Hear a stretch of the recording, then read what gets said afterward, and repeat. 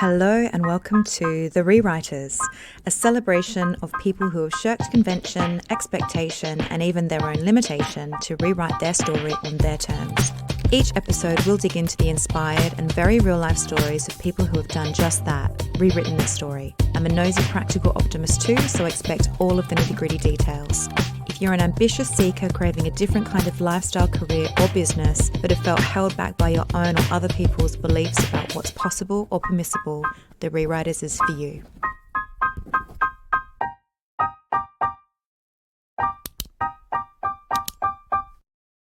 Welcome to this episode of The Rewriters with Monique Shaw. Today's rewriter is Paralympic athlete Tim Lodge.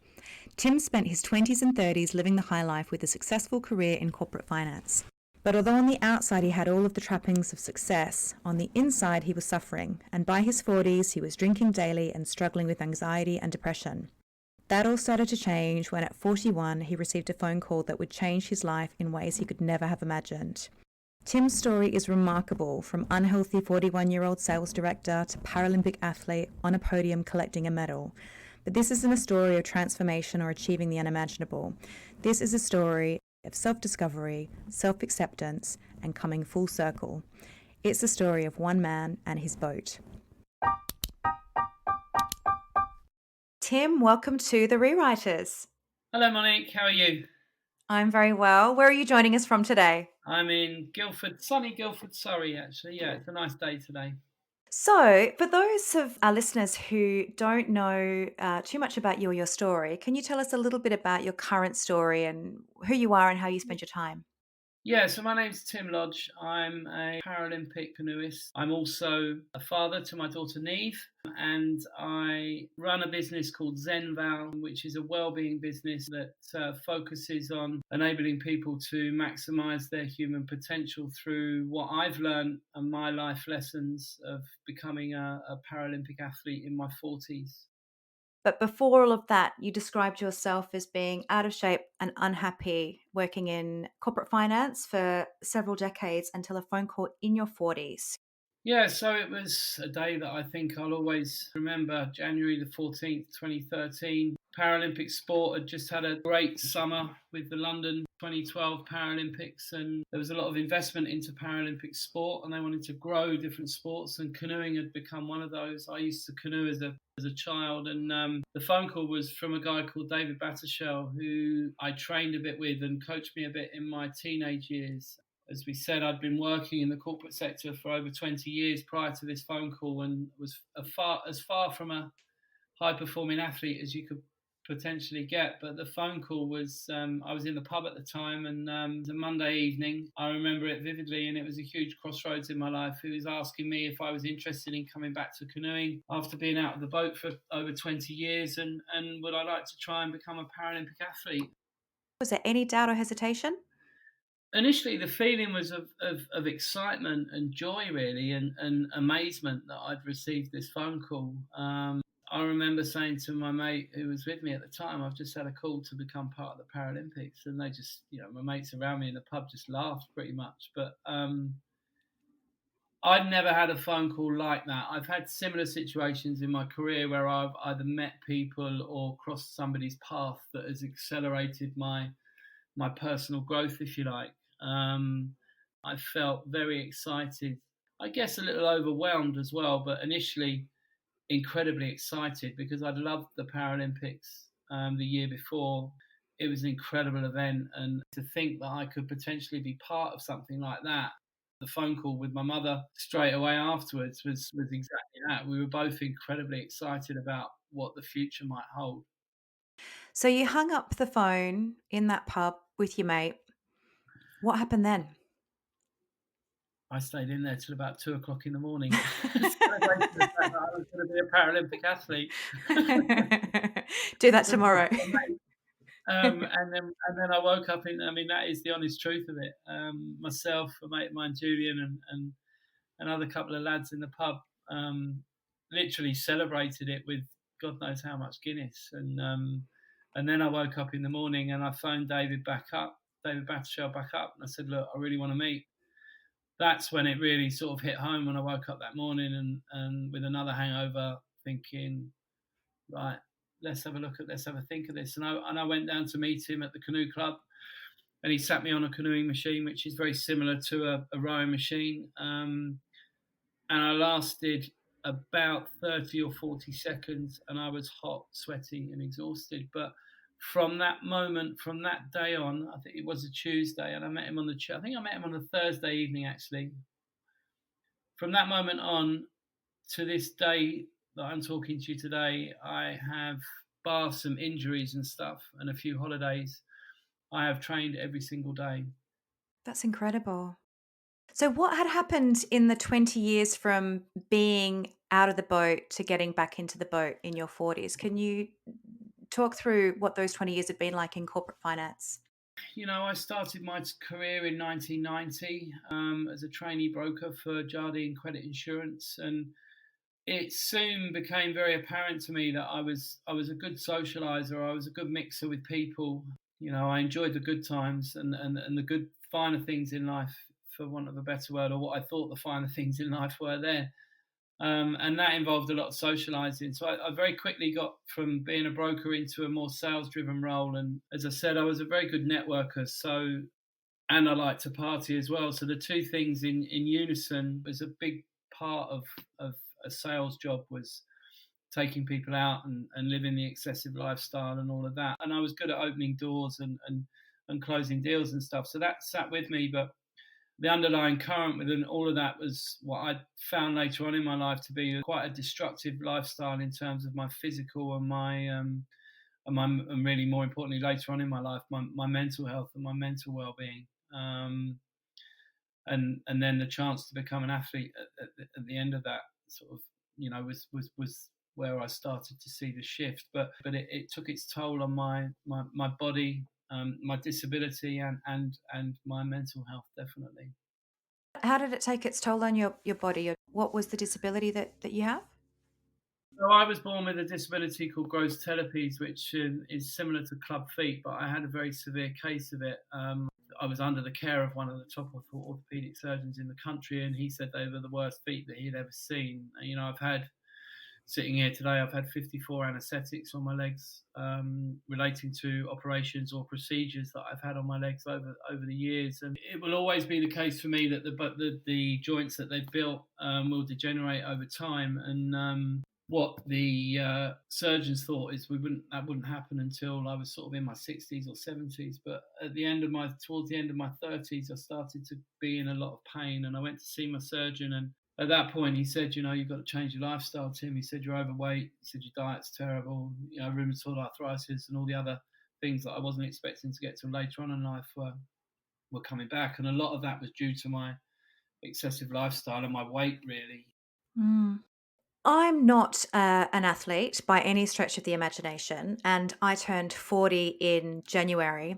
And the thought of me getting a phone call that would put me on the path to becoming an athlete is kind of out of my realms of possibility. So, could you talk me through what happened after you got back onto the canoe machine to actually going out and training with Team GB? It was so exciting. I remember starting to train on Eton Dorney on the lake there with Ed McKeever and Liam Heath and Johnny Schofield, all guys that won medals in the able-bodied Olympic events. It was incredible, I remember standing in the shower with them, like about 6 months into this, and I'm sitting there, and standing there, and as you all do when you perform, when you do sports after training, you all get in the shower, and I'm standing there naked with three Olympians. And I'm thinking, how the hell have I ended up here? Do you know what I mean? What's happened here? And but everybody was really welcoming and really friendly and really helpful. And yeah, I mean, for the first couple of years, it was just all a bit of a dream. And I keep mentioning Mum, but she was such a big part of this. And she used to say to me, "Can you believe it? Can you just believe it?" And I never believed it. I didn't believe it for many. I didn't really believe it until about 2 years ago, to be fair. But it was incredible, and it still is incredible. But I moved to Nottingham as well in 2015 after going to the World Championships and the World Cup in 2015. I won a bronze medal in the World Cup in Duisburg in 2015, and then I moved to Nottingham, finished work, and then I was full part of the Team GB setup up there, and that was incredible because I'd watched, you'd had London and you'd had, Jessica Ennis and Bradley Wiggins, and they'd opened the lid of high performance sport on the TV, so you'd seen these places, you'd seen these training environments, and they were really exciting. And all of a sudden, I was in that environment. We had lots of people looking after us, and it was a great time, and I learned a hell of a lot. But I didn't deal with the pressure of that very well, I don't think. And I was coming backwards and forwards at weekends, see my girlfriend, and it was quite stressful in times, And I thought by taking myself away from everything to focus solely on that one thing was the thing that was going to get me to Rio. But as it happened, the 2 years I spent in Nottingham with the GB setup, I didn't get any faster. My feet were playing up a lot because I was stressed. I wasn't necessarily very happy, and I tended to focus on making everyone else around me happy rather than myself. And there was a trophy called the John O'Broom Trophy up there, which was given to the athlete that the values of the athlete life, and was the best part of the team for that year. And all the athletes and staff voted for this person, and I got that trophy 2 years on the bounce. But I wasn't winning any races, so I was doing everything right. But the weekends I'd come back home, and then I'd go back up there, and it wasn't until Mum passed away, bless her, and then I moved back, and I hadn't really trained that much, and I went up to race in the national championships, and there was no pressure on the race at all. And I had the best race that I'd had since 2015. The Rio Paralympic trials came in 2016. I didn't race well at all there. I think at the back of my mind, I still felt that I wasn't good enough. But then when I won this silver in the nationals a year later and beat a chap that I hadn't beaten for a few years, Johnny Young, that I really felt that there's something in that. There wasn't any pressure on that race, so I wasn't worried about what people would think of me. I wasn't worried about what I was going to put on social media. All of these external forces that I relied upon and to make me feel better and make me feel good weren't there. It was just me in the boat, and I just enjoyed the race, and I did really, really well. And then since then, really, I've just been on a path to finding my own way with the sport, and very lucky to work with a coach called Ivan Lawler, who's a very honest, open chap, speaks his word. And the first training session I had with him was where he simply said to me, you like the idea of all this, Tim, he said, but you don't believe it. And we've been working on that self-belief ever since. And coming into this year, into Tokyo, I was in a good place. I was in good shape and ready to go. But it's an incredible environment. But for somebody that had a lack of self-worth, if you like, and was spent a fair amount of his time trying to get acceptance from everyone else, it's a pretty harsh environment to be in. Because you're continually being pushed and tested every single day in every single training session. And I think in Nottingham, when I look back at that time, as much as I enjoyed the training and being around with the team and everyone like that, I think that was one of the reasons that I didn't get any quicker while I was there, So you've been at your quickest and most highest performing when it's you in the boat and not a lot else on your mind. Yeah, well, I didn't put the pressure on that national championships in that way, and it's hard, The race that I do is a 200-meter event. It's over in 40 odd seconds. Do you know what I mean? So there's not really much time for error. And believe me, that feeling when you're on the start line ready to go and sprint off is a feeling that you could bottle up. I mean, it's an incredible feeling, but I was very disappointed about this year because I was in a good place really, and ready to race for selection in April. And I'd been out in Australia. I had a very serious accident in Sri Lanka last year at a retreat that I went to went to a yoga and a meditation retreat, and I had a really pretty serious accident. I'd learned a lot of mindfulness techniques that enabled me to recover from surgery better than I'd ever done in my life. And I was starting to learn all this stuff, and I'm thinking, right, well, we're ready for Tokyo. And then obviously COVID hit and the games has been postponed. And then, funnily enough, as life always does, we're talking about rewriting the story. I don't know whether I could rewrite this one any more times, but then I was lucky enough to be introduced to Karen, and now she's taken my mind onto the next level, and I'm I'm now training for my own with no specific date for Tokyo or any competitions in the UK in front of me. I'm now training purely based on my physical and mental performance. That is it. At the moment, I'm training my mind and my body at the same time, and I've never really approached it like that. And it feels a very comfortable place to be in because that expectation isn't there anymore, And albeit in April when I came back from Australia and the Paralympics was cancelled, or was postponed, and the trials for the Paralympics was postponed, I was, I'm not getting any older. I'm 48 now, and I sat there when I got home, just managed to see my family, and then we were on lockdown the next day, and I've been away for 3 months, and I'm like, right, okay, I've been doing this for nearly 8 years, and there's a chance that this won't happen next year as well. And is that it? My Paralympic dream is over. I, what I thought when I first got that phone call in 2013. This is it. It could all be finished. That's it. I might, I'm going to be 52 by the time Paris comes around, and is that it? Is it all been for nothing? And then that's the human reaction that anyone would have at that point in time. But then I knew at that point that no, come on, this we've just got to bring this back day to day. And I think that's very true of the world that we're living in for all of us at the moment. You just have to.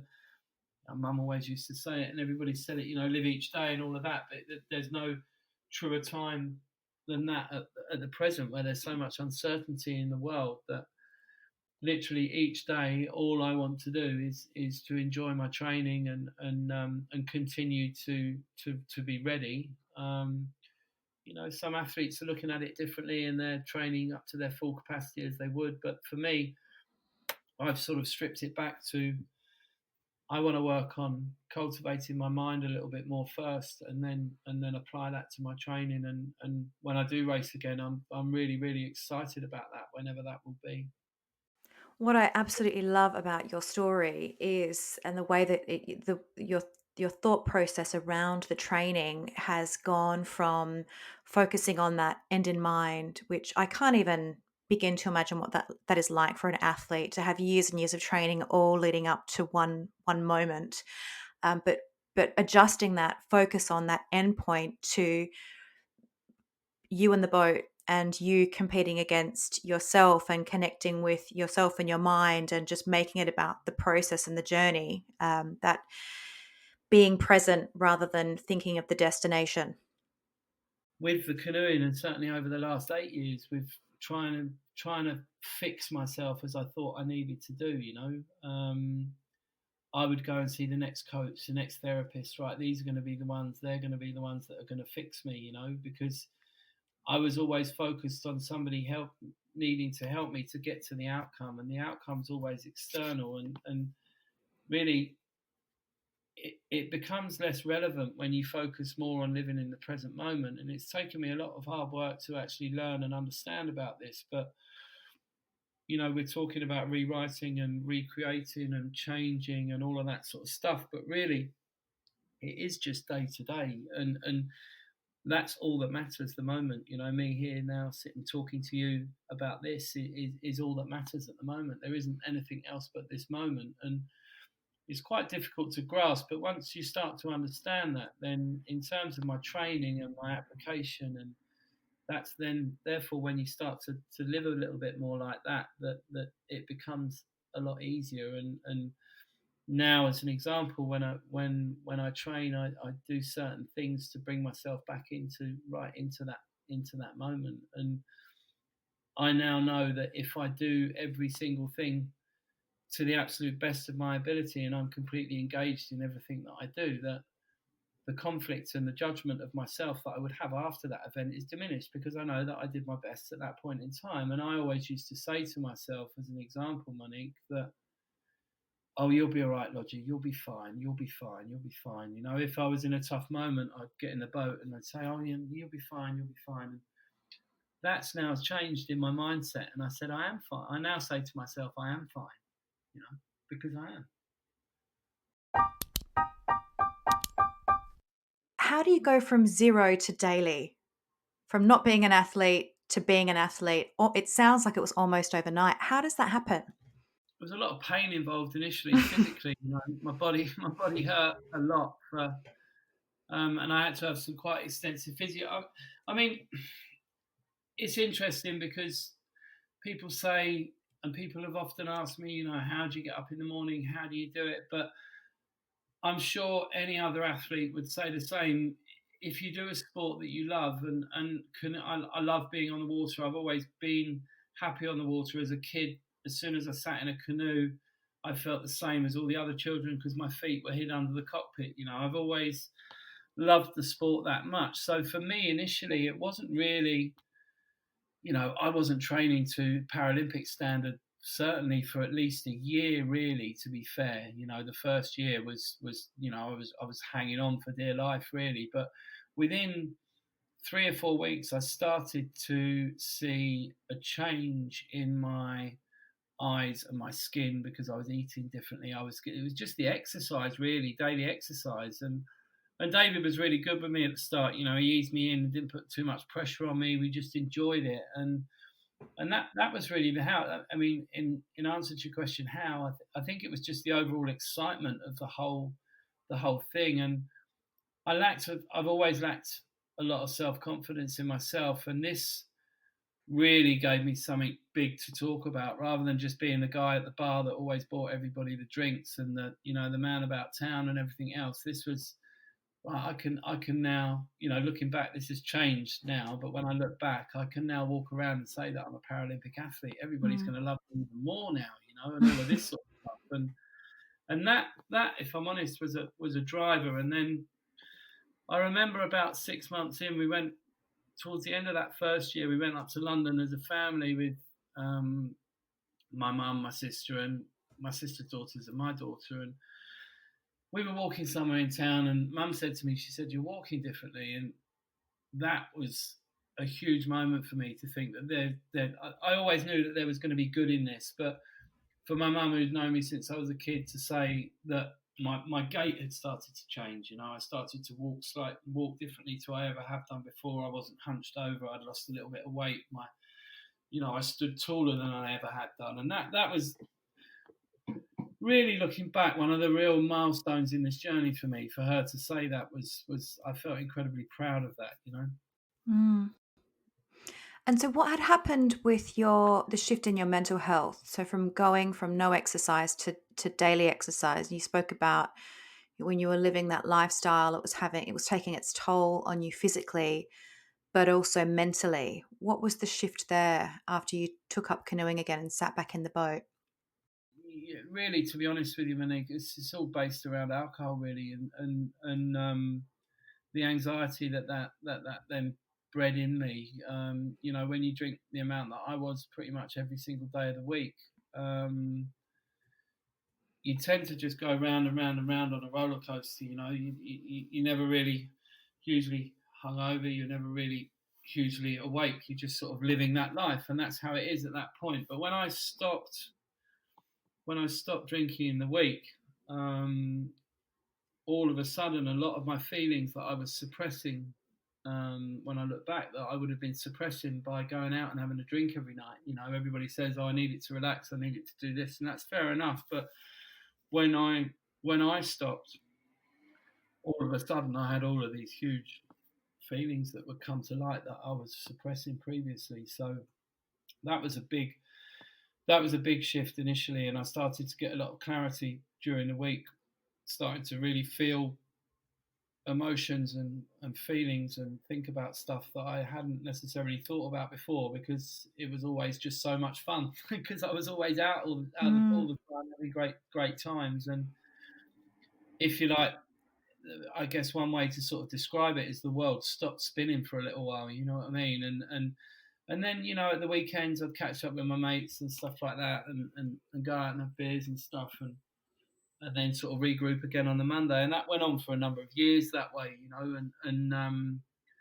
but yeah, I think in terms of my mental health at that point, I knew that I lacked self confidence and self worth, and that bred a lot of anxiety in me. And that, as I later found out with the people that I've worked with on that a lot of that goes back to my childhood. And this isn't sort of poor me, poor kid, or anything like that. But to be born with a disability and then lose my father very young, and all of that, it took its toll on my self confidence, and my belief in myself, and that canoeing and being part of sport started to give me some of that back. But that's taken me a long time. That's taken me about 8 years to get to the point where I am talking to you today about it in a very open and accepting way. I think Mm. the one thing that I've always been very good at is I've always had a desire to learn about it. I've always felt that there's work to be done on that, and very aware of my feelings, and I guess the change in lifestyle gave me the clarity to be able to actually really feel it and do the work on it, really, you know. Yeah, it brings it into our sort of consciousness, I suppose, or our awareness. I'm quite super curious, and a lot of the stuff that I read for people who stop drinking alcohol or reduce their alcohol consumption is that they feel great, but then also that self medication or that buffer between uncomfortable feelings or boredom or whatever else it may be, that's gone, and then you have to sit with those uncomfortable feelings or sit with that space and address it and deal with it, which can be very uncomfortable but also really rewarding over the long term. Yeah, that's exactly right. And now I can go out and have a beer and stuff with my friends, and I don't spend for the first 4 or 5 years, 6 years of this. If I did go out and do something, I'd beat myself up about it for the next week, thinking that I shouldn't have done this, I shouldn't have done that. And it just made me even more critical, Mm, overcritical of myself, really. And we're all human, we all do things. And I lived my life a certain way for many, many years, many years. And it doesn't, you're not going to change. It doesn't matter, for me anyway. Some people may be able to, but it's taken me a long time to be able to accept that, and see that I'm all right as I am, mm. and I started working. We'll talk a little bit about this later on, I'm sure, but there's been some key people that have mentored me and helped me, and a lady called Karen Adams that I've started seeing this year has taken it to the next level for me. And the first thing, she said to me, she said, because I kept saying I need to, there's all this change, change, change, change, and I used to say to her, I know I can do this bit better. I could change that. I could change that. And she said, you don't need to change. She said, you're your own. Everybody is their own masterpiece. Everybody's perfect as they are. It's just you've got layer upon layer upon layer of learned behaviours that you've used that have coped and served you well or not, may have served you well, may have not served you well over many years, that you've got used to thinking and dealing and living in a certain way. And Mm. that's not changing. It's accepting that and going back to what was at the start, really. And that's really what full circle the canoeing's done for me, because it's something that was the first thing I did as a kid where I felt normal, and for me now to for that to come back into my life in my 40s, and then catapult me into this world of self acceptance that I've come into, and self belief, and happiness is a funny word, but generally I am happy. But really, more than anything, I'm very peaceful and calm in my own skin now, and I never was for many, many years. So that's a great story in itself in terms of that. But yeah.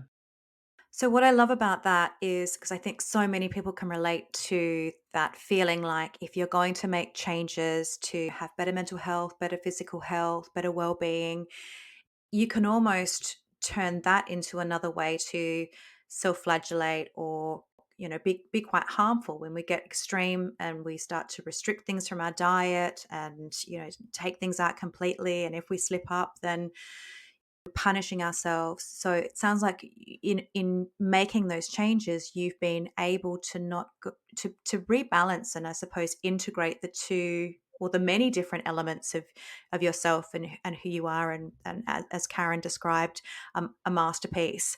So how did you because I think this is a really interesting point and something that I'd really like to learn a little bit more about. How did you go from starting to exercise, train daily, changing your diet, reducing the alcohol intake, etc., to then getting to that point where you were feeling guilty if you did have a night out with your friends and feeling like you shouldn't have done that. How did you rebalance that so you were able to have the role of athlete, training, healthy, focused on your well-being, and also out with your mates, socializing, the two being able to coexist, or the many different elements of you being able to coexist? Yeah, I mean that really is a great question, and if if I'm honest, really, Monique, for sort of 5 years of this journey, 4 or 5 years of this journey, I constantly battled with that. I couldn't accept it and couldn't understand it and was still incredibly overcritical of myself. It's really only the last 2 years really that I've been able, and more really the last 12 months really, where I've actually been able to live in some sort of balance, and that's not whether things are right or wrong, but the issue here lies, as far as I see it, is when you conflict with yourself in your mind, so if there's any conflict, so whether you talk to somebody, have a conversation with someone, and then put the phone down and think, oh, I shouldn't have said it like that, perhaps I should have said it like this, or the way that you explain yourself to yourself, and in psychological terms they call it your explanatory style. And I met one of my mentors is a guy called Drew Povey, and the first thing that he said to me when I first met him is that you're very overcritical of yourself, and you have to quieten that voice if you get yourself to a place of full acceptance of who you are, because you can't continue to conflict with yourself, because you'll just end up, as you've said, the word slip up, it's not a slip up, is it? It's life. It's life. You deal with things in a certain way because of what you've learned throughout your entire life. You're just human. And that's what Drew said to me straight on. He said, we're all only human, Tim. We're all only trying to do our best. And you hear that a lot, especially at the moment with the way the world is at the moment. Everyone's trying to do their best. But I think there's two areas to this. It's conflicting with myself and quieting in that mind. And in answer to your question is, how do I combat that? How do I combat that at the moment? Is I have various mindfulness techniques that I can turn the dials up and down on as I need them. And one good way to look at quietening your mind and stopping to conflict yourself around negative thoughts and behaviors is by um, overlaying that with gratitude in terms of journaling and thinking about the things in your life that you're grateful for, and so filling up your well with positive stuff rather than negative stuff, or conflicting stuff. And the other thing is, as I see it, is judgment, and sort of moving away from a life of judging yourself and those people around you into a world of observing yourself and those around you. And once you make that shift in your mind, then really the problems that you always thought that you had, or the problems that you thought, what you were worrying about, what was going to happen, what you have done, what you might do, all of these sort of, that breeds either anxiety or depression on an individual. That's only because you're judging that situation, and whether you're judging yourself or the people around you. If you observe that and start to think, well, actually, why is this happening to me? It's not happening to me anymore, it's happening for me. And once you start to realize that, then the problems that you created in your mind tend to dissipate quite a bit. Does that Mm. sort of make sense? And so I think conflict, judgment, move into observation, kindness of yourself. And they talk about filling up your internal well, and being grateful for what you've got, and not looking outside to external factors for gratification, that coming from inside you. And once you start to learn that, then that's when, over the last 12 months, and really with the work that I've been doing with Karen, which has just been completely mind bending for me. Now I can sit here in my house and I can find myself and catch myself thinking and conflicting, and then stopping that and just stopping it. It's gone. It's gone. And then life's a very simple place to be, you know? Yeah, I think it's one of the things that I find really useful for any kind of anxious thinking or being in a moment of anxiety is it's really, really hard to feel anxious at the same time as feeling grateful or present or compassionate, whether that be compassionate for yourself or for others. So if I ever find myself in a moment where I can feel that anxious sort of response in my body, I might not even know what it's coming from, but becoming aware of it and then getting curious about it. "Ooh, what's going on there?" And being kind or putting kind to yourself or putting yourself in a moment of presence. What's going on? I'm in this moment now. It's a really good alleviator for that, for those moments of anxiety. So what you talk about there, replacing judgment with kindness and compassion, and curiosity, is absolutely in line with what I do as well. And I think that's a really, really helpful way to think about it and to reframe it. Life does get in the way. Life does throw you challenges, but I think the more honest that you can be with yourself about the way that you're living your life, then the easier it becomes, if that makes sense. Mm. So, do you have any daily rituals or daily habits or things that you do, each week, or regularly to keep your mental health on track or to keep you on track? Yeah, so it's interesting. I like to think so. The work that I did with Karen was pretty extensive. We had daily practices and rituals, which I do keep up. But I tend to sort of turn a dial on them depending on how I'm feeling each day, if that makes sense. So Mm, mindfulness practices, the big one for me, the big two for me really are Reiki, which is a form of energy healing that you can perform on yourself, that I learned with Ty and Jenna in Sri Lanka at the Talala retreat. That's part of my everyday routine. So that can range between sort of 20 minutes, 10 minutes, 15 minutes, 20 minutes of that every morning when I wake up. Um, Depending on how I'm feeling and how busy I am, I will do some meditation as well around that. But the majority of it is the Reiki. The other thing that I love and that has changed my life and that I've been doing for about 18 months is cold water therapy and breath work around being in cold water. So we all may have heard of the Iceman Wim Hof. mm, Uh, so I've studied his processes and I have at least one or maybe two cold showers or baths every day. It improves your vascular performance. There's huge benefits in terms of controlling your breath under fear and fright. Reduction in heart rate, stress levels, everything. It's incredible. So that, and then yoga. I do at least 3-4 times a week, which I love.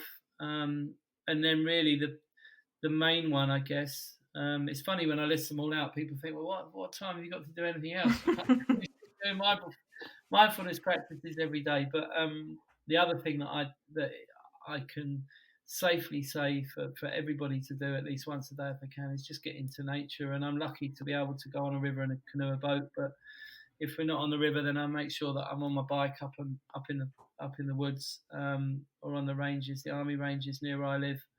mm. So, how did Zenville come about?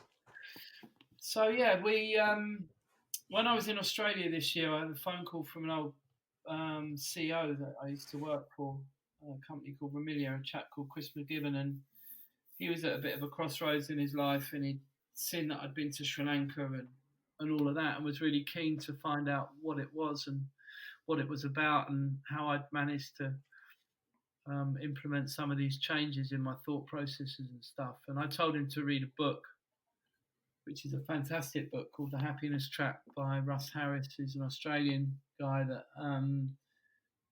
is a big part of what they call acceptance and commitment therapy. And it's all about the acceptance of your thoughts and feelings, but it's a really great book. So I got him to read that and kept in touch for a bit. And he said, you've changed the way I think about my life. And it's incredible. And I really think that people should learn, could learn from this. And he wanted to invest in me. So we came up with Zenval, and then what I've always wanted to do, Monique, is to get the chance to be able to do more than a motivational talk. Obviously, what I've been through is, we've skimmed across the surface of a lot of it here today, but there's huge amounts of learning that I've gone through, and it's more than just sort of saying, I was nearly 20 stone drinking every day, and all of a sudden I'm on the podium with a bronze medal around my neck. It's more than that motivation, and I wanted to break my life experiences down into life lessons, as I call them. And Drew and you have both said the same things. They always question, and people always want to know, so how did you do that? How did you get, like you said, really from the start, to go from every day to go from going to the pub every day to going training every day? How did you do that? And it's not until really this year that I've been able to actually look back at that and understand how I did that, and what motivated me to do that, and what I needed to put in place to do that. And so we set about this year really with Zenval to actually look at breaking down my life experiences into key areas of human development, really, and that's exercise and nutrition, mindfulness practices, mental resilience, pure mental health work, and dealing with uncertainty, and all these different areas now, and we package it up into workshops, and then alongside my journey, I've been very lucky enough to be spoken about a few key people that have been integral in my life over the last 8 years, and I asked them if they'd be happy to be part of the community of the business, and everybody that's helped me has been happy to be part of that. So what I present now to businesses is my life experience of a specific change. So if you take mindfulness as an example, I talk about Sri Lanka and the accident, and what I learned and how I felt, and I'm very honest about that. And then I bring in one of the ladies, or both of the girls from Sri Lanka. We then do like a workshop type thing on those specific areas, and then we have an open Q&A at the end. So it's a very different type of presentation or workshop to the ones that I've heard are being done in the market at the moment, because it's very real and it's very true, and I'm incredibly honest about the way that I think and what I've done in my life. So it's working really well, and I've got some great clients, and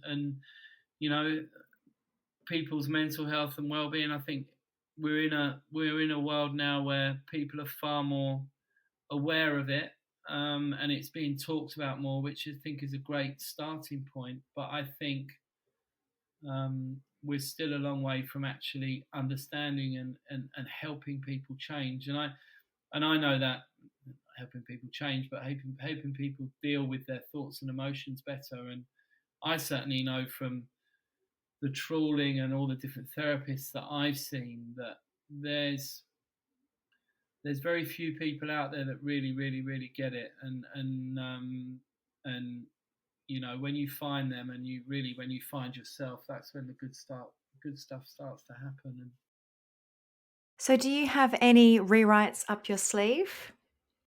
I always thought that the next thing was going to fix me, or the next thing was going to be brilliant, or the next thing was going to be this, or the next thing was going to be that. I think my main rewrite for the rest of my life will be to engage in everything that I do to the best of my ability in every moment of each day. And if I do that, then really the outcome, or the new rewrite, or whatever it may be for me, is irrelevant, because whatever's brought to me, I want to make sure that I'm in the best possible physical and mental place to be able to deal with it.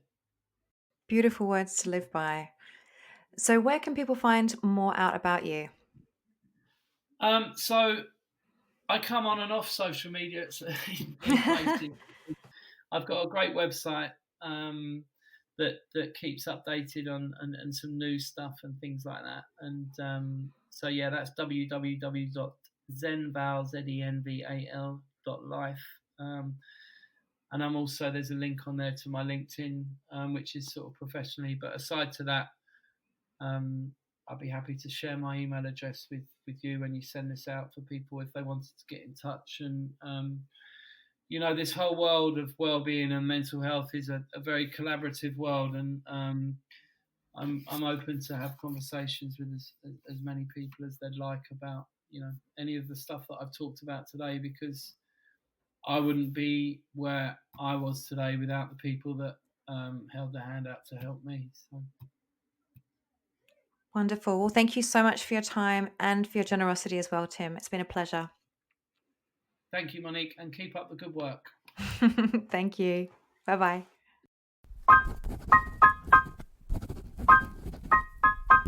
The Rewriters is produced, written and presented by Monique Shaw, original artwork by Kiana Perry, and original music by DJ Cinema.